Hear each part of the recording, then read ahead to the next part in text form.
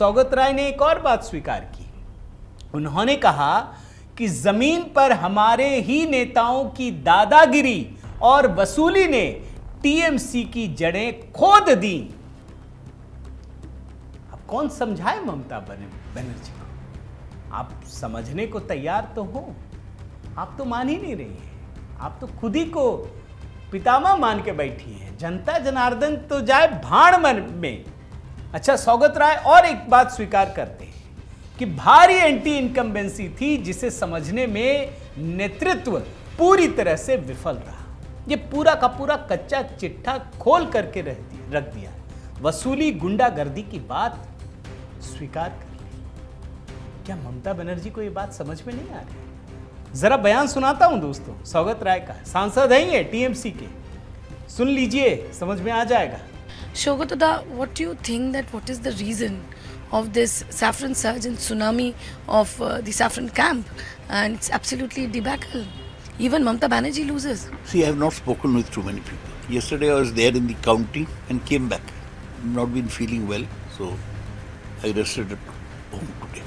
The obvious reply to your question is there was A, Hindu concentration, and B, anti-incumbency. The two combined. It seems that among voters had a meeting somewhere together where they decided that they'll quietly vote for BJP. ये TMC के पितामह है दोस्तों। ममता बनर्जी को जरूर सुनना चाहिए, हो सकता ना सुने। चलिए एक और सांसद दिखाता हूं। टीएमसी के सांसद हैं, नाम है दीपक अधिकारी।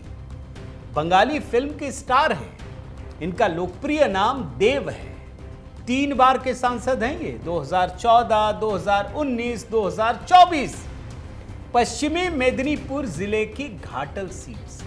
क्या लिखा है? भाजपा को दी बधाई। ममता बनर्जी कह रही हैं हम छोड़ेंगे नहीं, हम जनता जाए भाड़ में, जनता कुछ भी फैसला करे, हम तो मुख्यमंत्री रहेंगे। ये बधाई दे रहे हैं। जरा ट्वीट दिखाता हूं, ये खुली बगावत है दोस्तों, सुन लीजिए क्या लिखा है। Congratulations to the BJP on receiving the mandate to form the new government in Bengal. Hindi में करके पढ़ता हूं। बंगाल में नई सरकार बनाने का जनादेश प्राप्त करने के लिए भाजपा को हार्दिक बधाई। मैं तहे दिल से आशा करता हूं कि सरकार हमारे राज्य की प्रगति, शांति और विकास की दिशा में काम करेगी और ये सुनिश्चित करेगी कि जनता की आवाज सुनी जाए।